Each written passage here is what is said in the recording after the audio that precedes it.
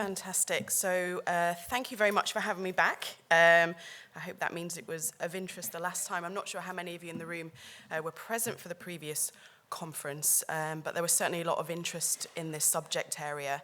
I'm going to try my best to give you time to ask me at least 2 or 3 questions at the end of this. So please do think about areas that you're interested in. I think usually differential attainment, which I still describe after 5 years of working on it as an emerging program of work, because although we understand a lot more about what we think the factors are leading to differential attainment, I'm not going to stand here today and tell you that I have all of the answers about what we do to fix it. The reason I'm here is because the GMC strongly believes this is a shared problem.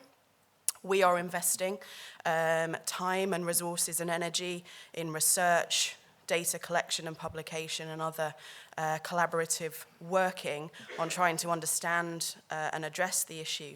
But also, I think everyone in this room has a role to play. And so the primary purpose for me being here, and I think possibly why I was invited, is to ask you to reflect on what your role is in responding to differential attainment. And I've tried to tailor the presentation today to try and touch on some of those areas. It links quite neatly in to Alex's presentation, actually, because it really does touch on the need to value education and training, particularly time for training.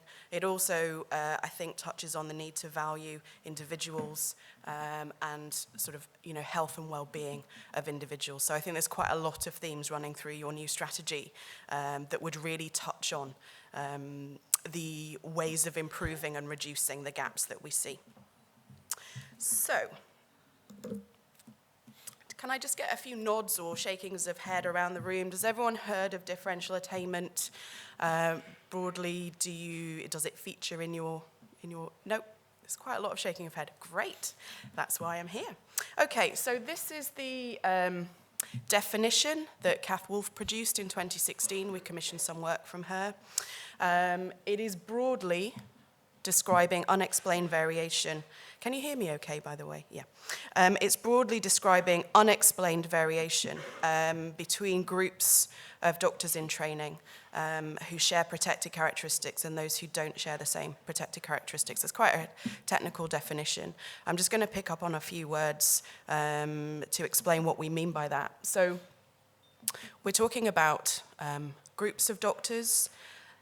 That means the data that we hold tends to mean that we're forced to describe pretty broad groups. So I'm going to talk about Black and minority ethnic doctors as an entire group. I fully acknowledge that that is a hugely diverse section of the population, just as female is also hugely diverse.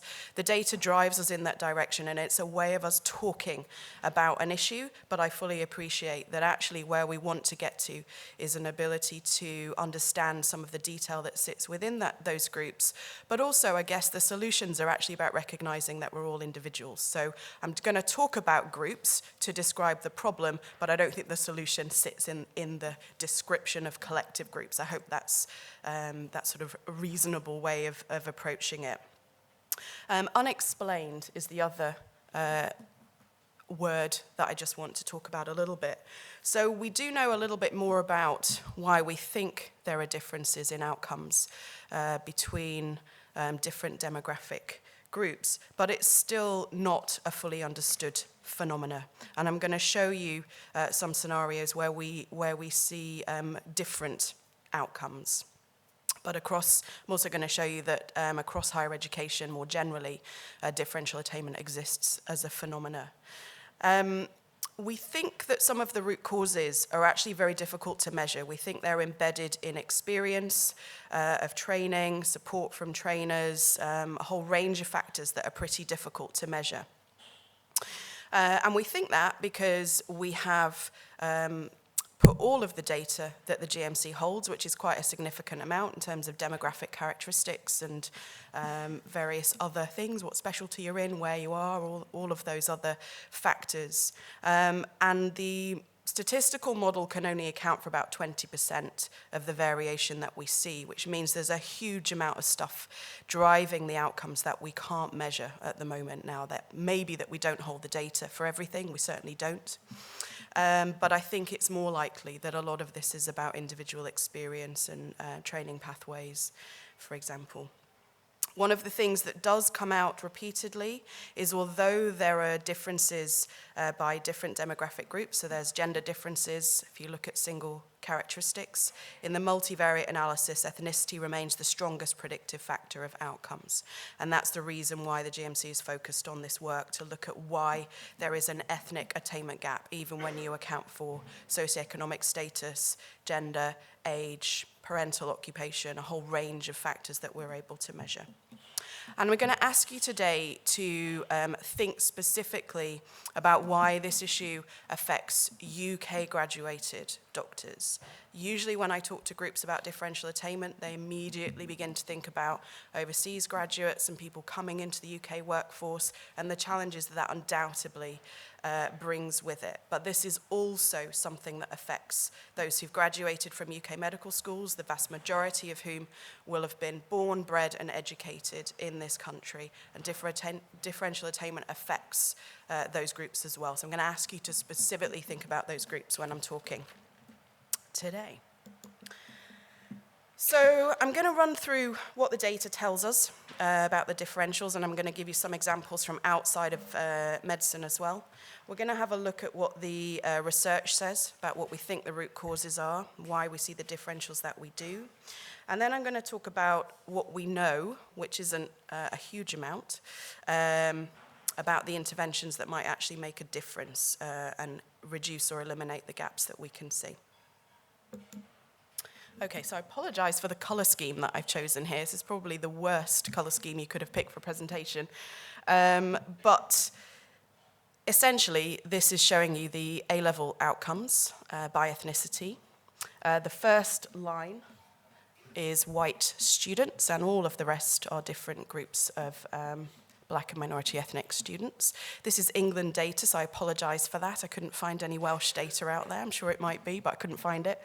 But essentially what it shows is that Black and minority ethnic students pretty much outperform white students at A-level across the board. This is showing you high achievers. In fact, I thought I'd pick that for medicine. All of these students are achieving 2 A's and a B in facilitating subjects, which means maths and English and things that are going to get you into a good university. The same sort of pattern and trend is seen across GCSEs, it's seen across Scottish Highers. So this phenomena, the phenomena that I'm going to talk to you about in medicine, is the reverse in earlier education. And I just think that's quite an interesting place to start this conversation. This table, which I hope you can read, I'm not sure if you can at the back, then shows you that something different happens when you move into higher education. This is showing you the attainment, first and 2-1, across all university degrees across the UK, I think, yep. And it's showing you the unexplained difference in the proportion of students that get first and 2-1s. And it has accounted for prior attainment, so it's accounted for A-level differences. And essentially, you're looking at, on average, about a 12% difference, so ranging from 17 to 6% underperformance of Black and minority ethnic groups. So quite a significant switch around when you think this is only a few years after the information we've just looked at A-level. We have less information available to us for medical schools, so we don't publish or collect that data. We're talking to medical schools at the moment about how we might be able to do that. But some schools, a lot of schools in fact, are actually trying to work on this issue, particularly because the Office for Students themselves, as well as the GMC, have targeted universities to reduce the ethnic attainment gap. So we know lots of medical schools are already working on this, and some have published research on it. UCL particularly, because Kath Wolf, who is a prominent researcher in differential attainment, works for UCL. So you can see a similar attainment gap. It's actually slightly narrower at medical school, well, certainly from UCL's perspective, so around about a 4% difference in the finals between Black and minority ethnic and white doctors at UCL.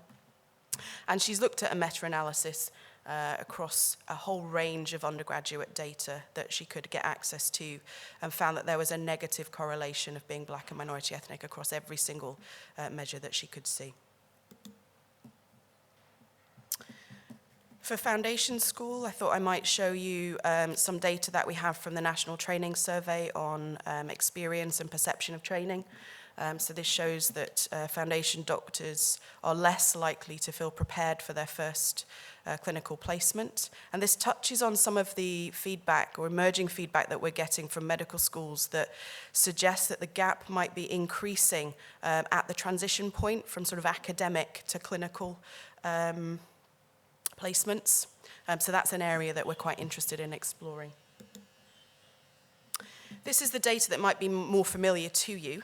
So this shows the aggregated postgraduate specialty exam outcomes for Wales, for doctors training in Wales.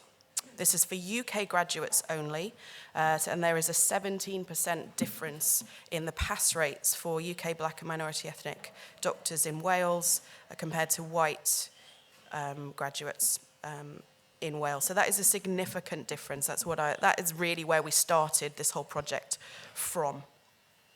That's pretty consistent across the whole of the UK, and if you slice and dice this by specialty or region, the gap may shrink or grow a little bit, but pretty much the same trend is observed across the whole of the UK. I think there are some multi-professional representatives here, and I don't have the data, but I know that the similar observations are made both in dentistry and pharmacy as well. So this is a multi-professional issue. Obviously, my focus is on medical education. So there's been quite a lot of research done to try and understand whether the ethnic attainment gap can be explained by other characteristics that are measurable. Things like, is this to do with bias in examiner bias? Is it to do with prior attainment? All of those other things. I don't have time to go into what the research says, but we have lots of interesting pieces on our website if you wanted to look at this in more depth. Suffice to say that all of the research has concluded that whilst these factors do play a small part in explaining the differentials, they by no means explain the scale of the difference that we can see, particularly in the postgraduate exams. This is probably the most important picture, I guess, in the whole presentation, and it's attempting to capture the complexity of the factors that we think do contribute to differential attainment. This was taken from a literature review that we commissioned in around 2015, and it describes factors existing at macro, meso, and micro levels, so national policy level factors such as the post-allocation system that we have at the moment, which in effect means that if you're black and minority ethnic, you are less likely to get the location of your preference. Through to institutional factors, which I'm going to talk a bit more about because I think that's more directly relevant to your roles as trainers, but certainly time for training, the existence of role models, and relationships with seniors and trainers comes up repeatedly in the research. And then the individual factors that we've already talked about, the sense of belonging, the fear of there being bias in assessments can in and of itself affect outcomes, prior attainment, etc. I wanted to pull out the areas that I thought were most relevant to you in your roles as trainers. And the research particularly talks about so as well as the barriers, if you flip the barriers on their head, they are enablers for success. And actually relationships with you guys in the room, relationships with trainers, having your trainer show belief in you, show an interest in you as an individual, take the time to understand the barriers that you may be facing outside of your kind of day jobs. Understanding and providing individualized feedback. All of those things are cited in the research as things that black and minority ethnic doctors in training feel less likely to benefit from, and feel very much that would help reduce the attainment gap. Kath Wolf did some research in 2016 where she interviewed trainers and trainees and sort of said, what do you think explains the attainment gap? And trainers themselves said that often they were afraid to give feedback to trainees where they felt it might be construed as being racist, or where it might touch upon really sensitive issues such as language or, interpersonal relationships, and they actively avoided giving feedback that might be really necessary and really valuable because they were uncomfortable in having those really difficult relationships. And so I think that brings us back to why it's really important to establish quite early on an interpersonal connection with trainees. And I think time for training is essential for that. Valuing the role and the professionalism of trainers is absolutely essential. In supporting Black and minority ethnic doctors to achieve success. And what Kath said about the value of interpersonal relationships with trainers and those who may act as mentors, for example, is that it increases the likelihood of trainees acknowledging that they may need support, asking for help, asking questions. It increases the likelihood of trainers feeling comfortable to give quite difficult feedback. It reduces sense of anxiety and can help trainees overcome fears that they might have when facing critical progression points such as high stakes exams, for example, and can also help trainees to reframe any failure that they encounter, perhaps not as a personal failure that may mean that they're not going to progress, but actually reframe that as a way of identifying learning opportunities. And trainers have a key role in helping trainees to move beyond those challenges. A similar finding came out of some HEIW research, which identified that having positive relationships with your peers and your trainers at university can help build a sense of belonging to that institution and a sense of being valued. And looking at the attainment gap at across higher education, one of the quotes that the research suggests is that students find it difficult moving in to institutions where they have to adjust to a white-dominated culture. And I think that is particularly relevant, as I've already said, for doctors who may not have selected this as their sort of preferred location. The data at the bottom just highlights actually that Black and minority ethnic students will often prefer, this is not medical students because I think there is perhaps less choice actually for medical students, but those outside of medicine will actively select institutions that they feel reflect their culture and their demographics. So about 50% of Black students study in London. Because they want to belong to an institution that they feel reflects them. And it is quite interesting that medical students won't have the same degree of choice in where they go. Again, in higher education, the research suggests that this lack of preparedness for the transition into a new culture is one of the root causes of the differences.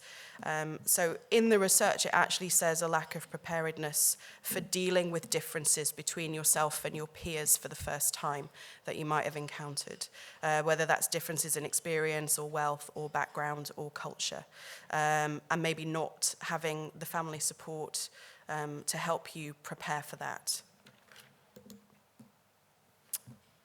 You probably won't be able to read this at the back, but in a way these words are just prompts for me. We've already talked a lot about the fact that there are both barriers and protective processes. They are, in many cases, the reverse of each other.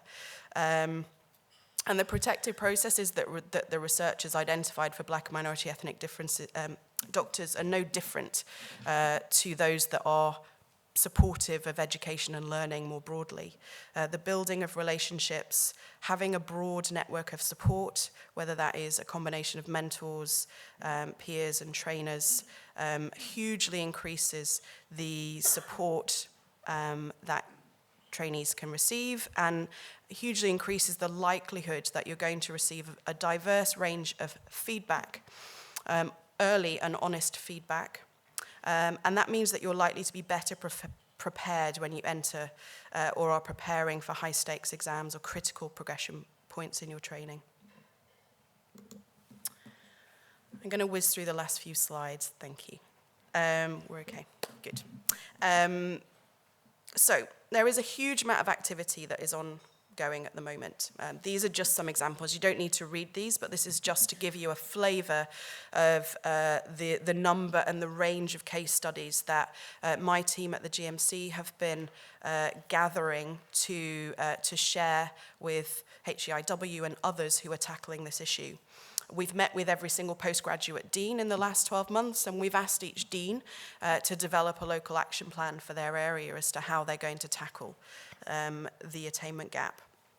One of the key things that's missing, though, in all of these case studies is clear evidence about sustainable and impactful difference on the outcomes that we observe. So as well as asking deans to think about and respond to the attainment gap, we're also asking that organisations invest in evaluation of the difference that the interventions that they're developing make, and to share the evaluation with others so that we can learn collectively, because this is a collective and shared issue.